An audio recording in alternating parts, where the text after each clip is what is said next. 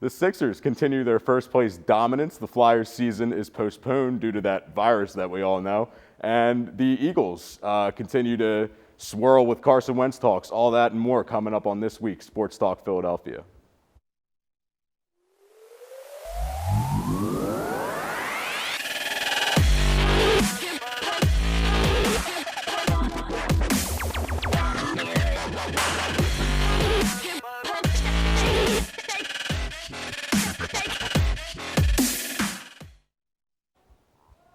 Hello and welcome. I am John Kohlmeyer, and this is Sports Talk Philadelphia. I am joined by my friend and co-producer here, Caleb Flagger. Welcome, Caleb. Hey, John. Nice to see you again. Good to see you as well. And our remote correspondents, Tyler Small. Tyler, how are you? Better now. How you doing? I'm good. And Shane Nolan. Welcome.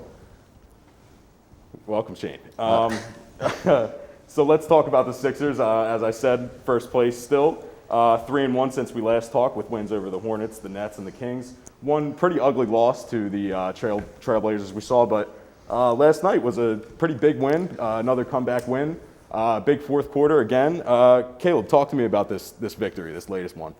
Yeah, it didn't start off really good for the Sixers in that game, as we all saw. They got out to a 10-point first quarter lead. Looked like they were going to get an easy win again, but the Kings clawed back. They have a lot of young talent over there. They have Tyrese Halliburton. They have De'Aaron Fox, Buddy Hield. So they have multiple players that can put up points. The Sixers, I think they were down as much as 10 at one point. Fourth quarter, they came back. Joel Embiid put up his typical MVP numbers, 25 points, 16 rebounds. I think a season high 6 assists on that. So it was great seeing Joel pass the ball well out of the double team last night. We've seen him struggle to do that the past couple of seasons. So it's really looking like he's starting to get good at that, and that's going to help the Sixers team a lot this year. Yeah, and one of the things we saw with this win, Doc Rivers made a lot of adjustments, I think, and the bench did very well.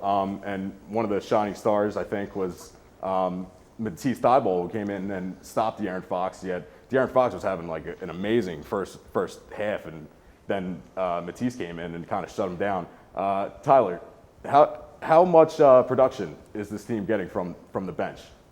I mean, it's huge. If you look at the numbers, there was only the one loss this week where it was against Portland. The bench put up 17 points besides the other big threes, and it comes alongside with other big players having big games. But at the end of the day, your big three could put up 70 points, but if it comes down to it and there's only 17 points coming off the bench, that's just terrible for your team. So that was the key to their loss last time. It's been also the key for their late game collapses or late game wins. So in that loss against Portland, it was a 32-20 outscore in the third quarter, where in the other games they outscored in the second half straight up.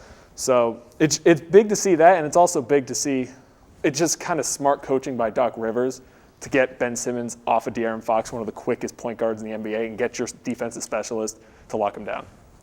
Yeah, not just the bench. Obviously, the starters have had an amazing season, 14-0, on undefeated record when the starters play together.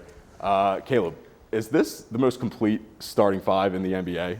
Is it fair to say that at this point, or is that too much?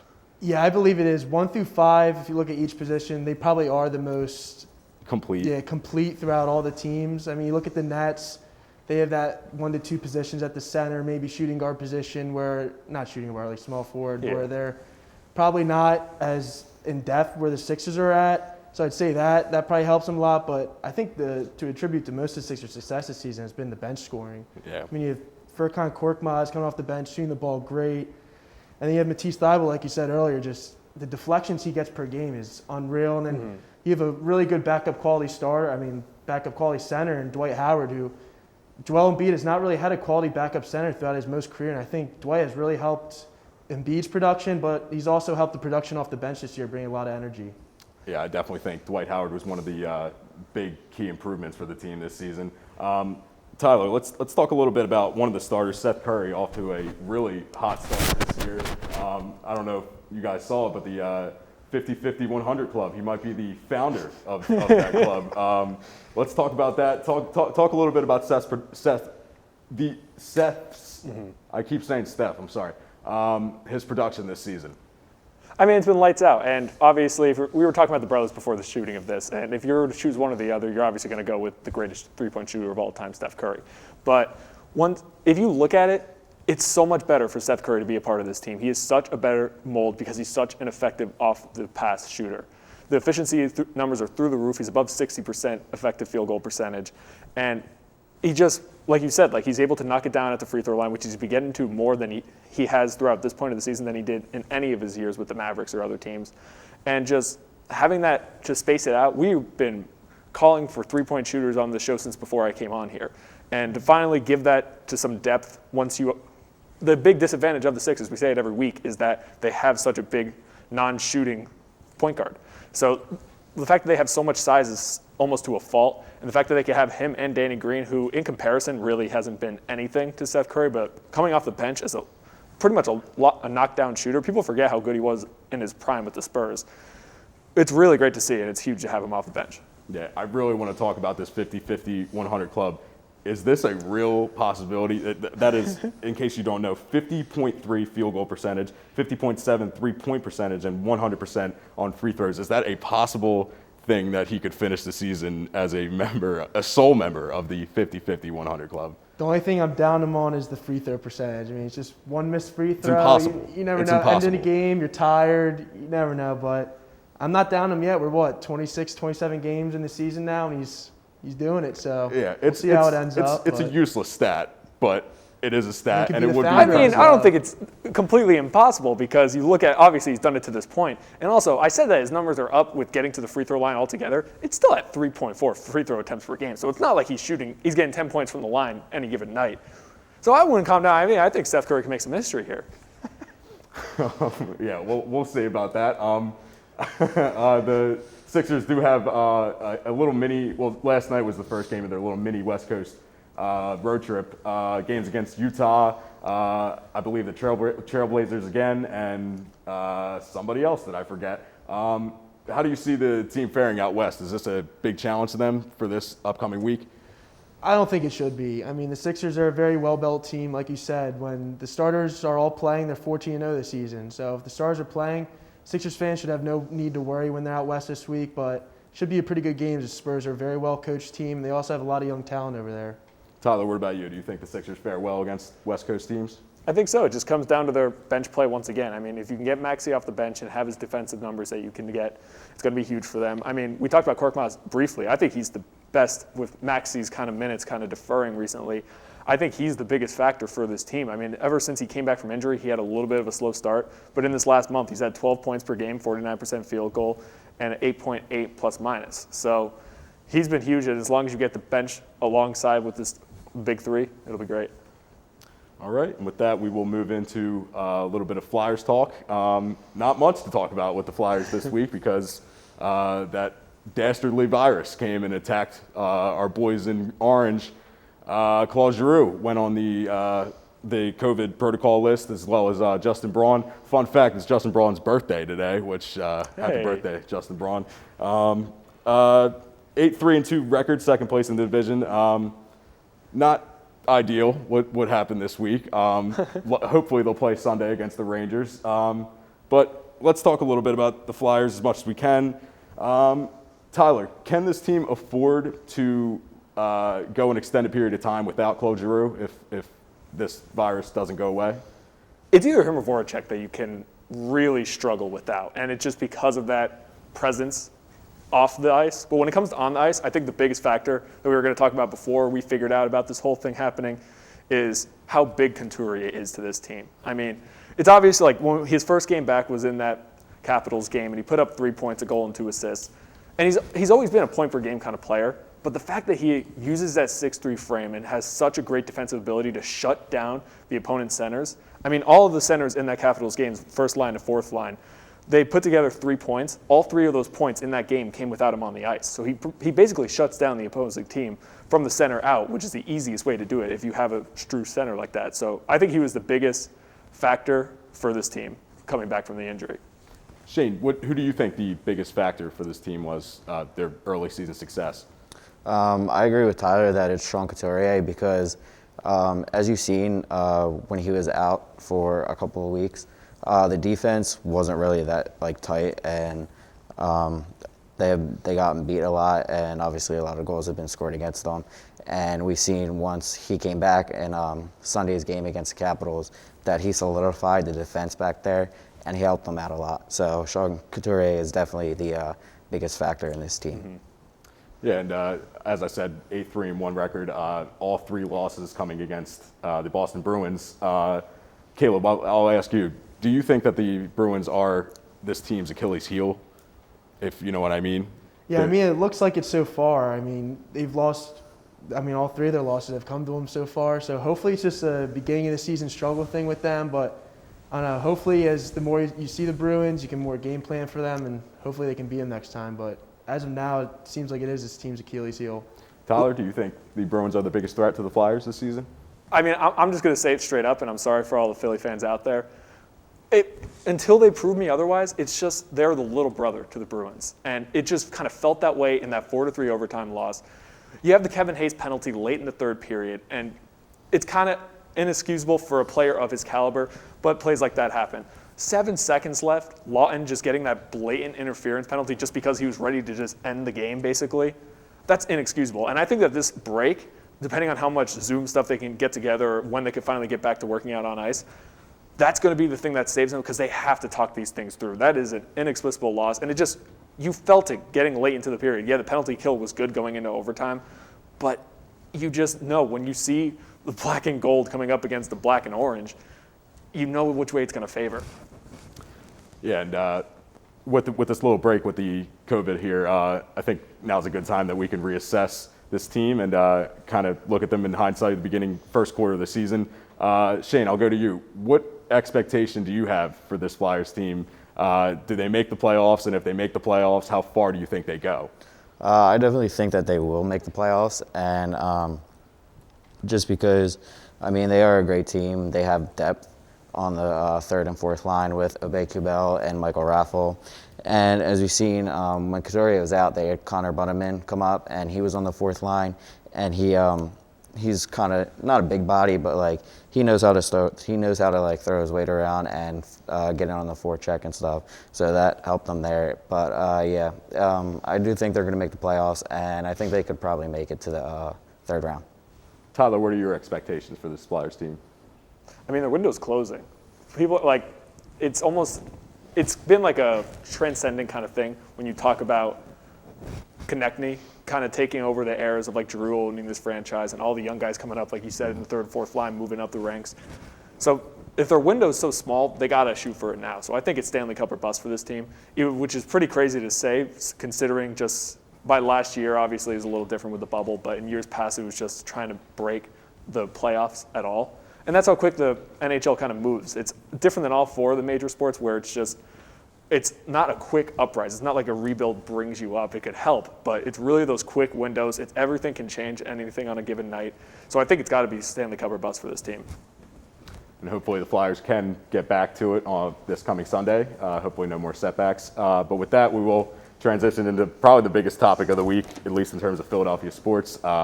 Carson Wentz, obviously there's a lot of trade rumors swirling around.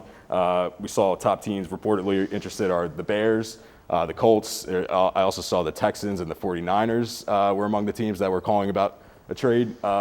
Caleb, do you expect Carson to be traded? Is it an inevitable thing that will happen at this point?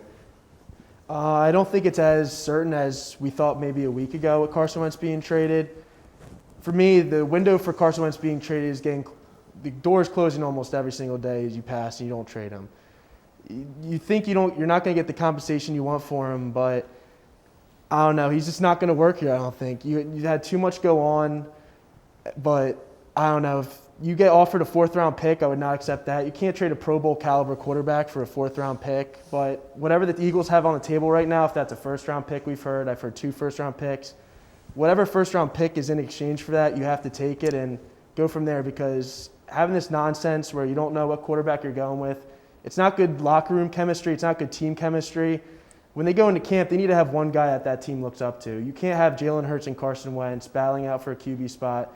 Those veterans, those rookie guys in the locker room, they need to know the guy that's going to be leading that team for the future in that season, and Howie Roseman's got to figure it out sooner than later. Tyler, is it fair to say that a trade is inevitable at this point? I mean, from the rumors, you kind of just have to assume it's happening. Everyone kind of writes it off, and that's kind of a fan symptom of just seeing a trade rumor happening and then assuming it is fact. But when you really look at it, it doesn't make sense in any facet. I mean, I love to defend things with numbers, don't get me wrong. But even if you just go outside the numbers and just look at it at a fundamental standpoint, you get rid of Doug Peterson. So that means you're choosing Carson Wentz of A or B. But instead, you just trade him away so you don't stay with either. So what does that even make sense? And the other thing is, now if you're going, they have no identity because you don't know what they're going to do. Like, if let's say Wentz goes to either the Bears or the Colts, what they have done exceptionally well is they have built from the draft. The Eagles haven't been able to do that because they can't scout a draft. But if he goes to the Colts, he has a gifted line and weapons on offense, and they'll have plenty of production because they have a good defensive aspect. And the Bears have one of the best defenses in football. It would have been even better if they had any offensive competency. So either way, he's going to be in a dream scenario, and that's just the exact opposite of what the Eagles were because they had such an aging line, so he had to make those types of plays, and he just couldn't do it this season, even though that's his strength. But even when you do the hurry-up offenses, even when you get to moving the ball down the field and getting him outside the pocket, he excelled, but you just stopped doing it overall. So it doesn't make sense from a play-calling standpoint. It doesn't make sense from a fundamental standpoint. It doesn't make sense any which way.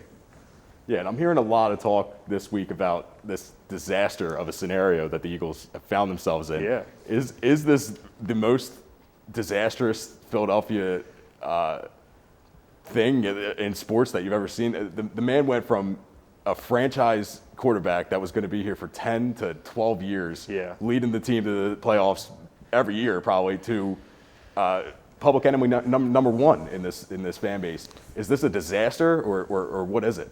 I feel like this would only happen to Eagles fans, right? Yeah. 2017 was just too good for us as fans. I mean, we had to enjoy that moment while it happened, but it's just a shame to see what happened. You had a guy in 2017 who was putting up unreal numbers. I mean, Brady was having an MVP year that year too, and Carson had better stats than he did, and he also missed like 3 games. So if you look at that and then just the production that's fell off is really sad. I mean, you look at just this past year, the stats were awful. I mean, he had more interceptions and touchdowns, which can't fault him fully for because the offensive line, the offensive weapons, but it's just been a very, very sad scenario to see where Carson Wentz has went in Philadelphia. But that's the whole thing. I mean, it's almost like the fans, obviously, in every sport just kind of manipulate your brain. And it feels like because the season was so long and drawn out and so uncertain and so terrible for Wentz, it seems like it's kind of been a year progressing thing. This is his first real bad season. I mean, every other season he's been in the top 10 of quarterbacks in QBR just overall. That's like just alone in that shows that he's in the upper echelon of quarterbacks. So, I mean, he's still been playing well. Last year was atrocious, obviously, but it's kind of the same thing with every sport where how much are you going to take from the COVID season? I mean, looking past the future, maybe that's all it was. Maybe it was just the uncertainty. Maybe it's just such a mental game, especially playing the quarterback position in a city like Philadelphia. So we'll have to see, but I don't know how much they're really going to take from this. So what if you had to say what were the biggest factors for this downfall of Wentz? Was it the mechanics? Was it the COVID season? Was it something else? What do you think? It's got to be Howie Roseman. I mean, if you're looking at it, they thought it was the coaching with Doug Peterson, but obviously that's not it if they want to trade Wentz now. So, I mean, it looks like for the reports we've seen this past week, it seems like Wentz is willing to talk to Nick Sirianni. He's willing to talk to Jeffrey Lurie, but the one guy he's not talking to is Howie Roseman. So for me, all I've been saying this whole year has been, as long as you have Howie Roseman assembling that 52-man roster, this team is not going to go anywhere. And you could give them the best coaches in the world, but as long as he's assembling that 52-man roster, at the end of the day, they're not doing anything because he's shown he can't draft. He's shown he signs bad contracts. I mean, our best players are 33, 34 years old, end of their prime, so it's not looking good. And that's the whole thing is like, if they do go away from him, get the draft pick, they already have the 6th overall pick. If they get anything besides a first-round pick, I think that's terrible. But then at the same time, Wentz has never had a lesser draft capital. We've never really talked about it because it was never really a feasible option. But the fact of the matter now is so little, and he's getting paid so much, I wouldn't be surprised if they don't get a first-round pick for him. So the draft capital is one thing, but even if you do get 2 first-rounders for him, and if they go with like a Penny Sewell and Mekhi Parsons, who even knows if they'll hit, and who even knows if they'll go with them because they're the most logical picks. But the Eagles haven't been seen to do that. I mean, they took a quarterback in the 2nd round. That probably is the reason why Wentz got in such a mental state like this. Yeah, is there a possibility that number 6 pick does go to a quarterback? Is that even within the realm of possibility or no? If Carson's traded, you obviously have to look at your options. I think it'll be very interesting to see if Justin Fields doesn't get drafted number 2, if he falls to number 6, what they do there. But I feel like Justin Fields is just too much of a similar player to Jalen Hurts. Why would you waste a number 6 overall pick on that? For the Eagles, if they're going to draft a quarterback, they should definitely do it in a later round, like third, fourth round, rather than the first or second. There's a lot more spots that need to be addressed other than the quarterback position, in my opinion. Do you see Nick Foles making a return? I know that was a big thing on the rumor mill. It was the Super Bowl, and I thought that the Super Bowl was happening, and I thought in the background Howie was making all these calls to the Bears, and I thought the next day we were going to wake up and Carson was going to be gone, but it hasn't happened yet. So is Nick Foles going to come back, do you think? Well, you think if he get traded to Chicago, him and Carson Wentz cannot be on the same team together. I mean, just seeing what happened in Philadelphia, there's no way Carson wants that, and there's no way probably the Bears want that. I mean, it probably wouldn't be as a hectic situation over there having them two together because it's not Philadelphia. It's not you don't have the fan base love on Nick Foles like Chicago does, where Carson Wentz will have a bad game and everyone's calling for Nick Foles. That probably won't happen in Chicago, but I don't want Nick Foles here anymore. We had our good days with Nick Foles. I love Nick, but just not the time anymore. Tyler, if you had to name a team and a location for Carson, where would you say it would be?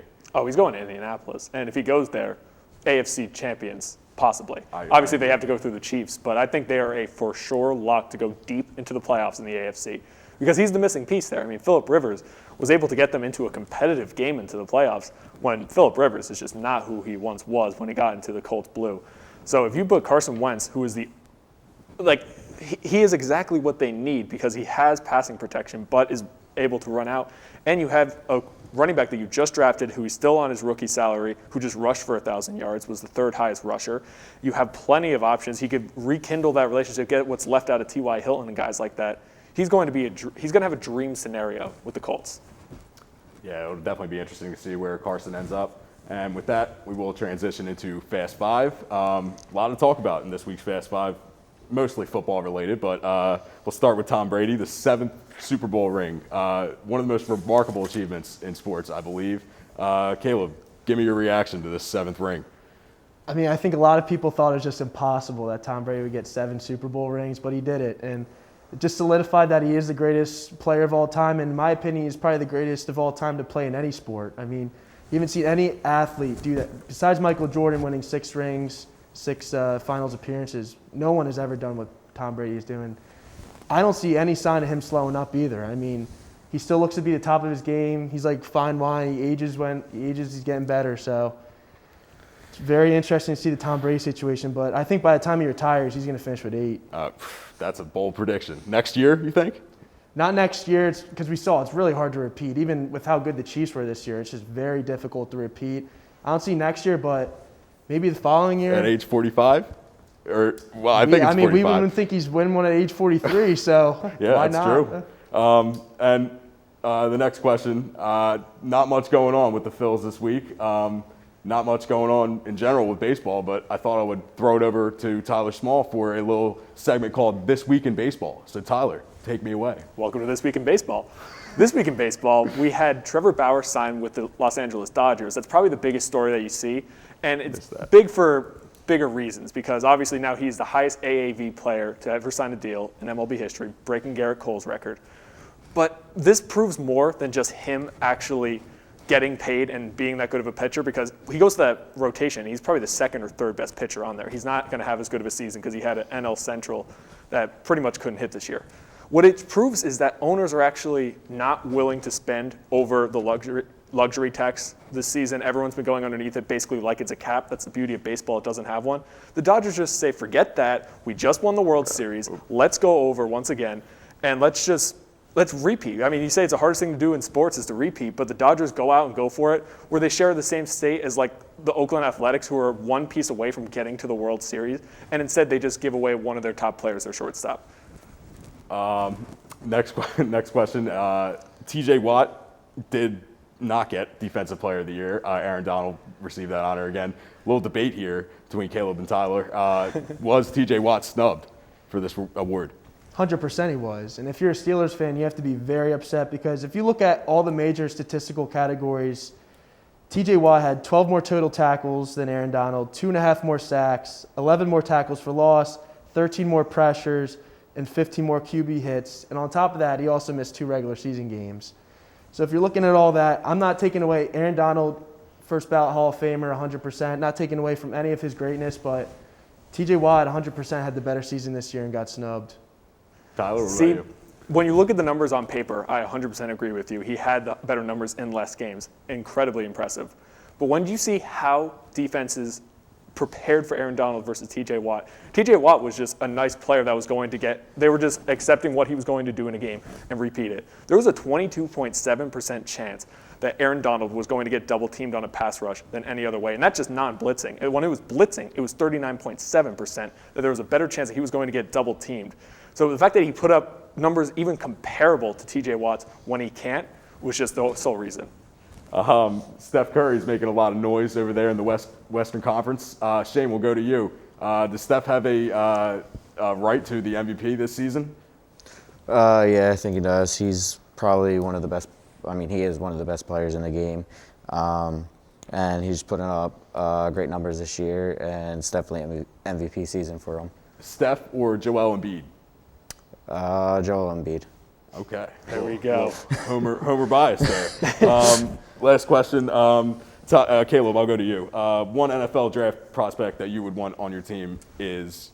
I'd say Devontae Smith. He was the first wide receiver ever to win a Heisman Trophy, and just watching that guy play, it's beautiful to watch. I mean, he plays just like Deshaun Jackson. The way he runs, he just glides down the field. It's awesome to watch, and to see what he did in that national championship game was just, it was unreal. So if the Eagles could snag him at number 6, I think all Eagles fans would be very ecstatic over that. Yeah, that man's arms are like the length of a small human being. So it's pretty crazy. And with that, we will wrap up this week's edition of Sports Talk Philadelphia. Thank you to my guests, as always. And check out our social media at Sports Talk LTV on Twitter.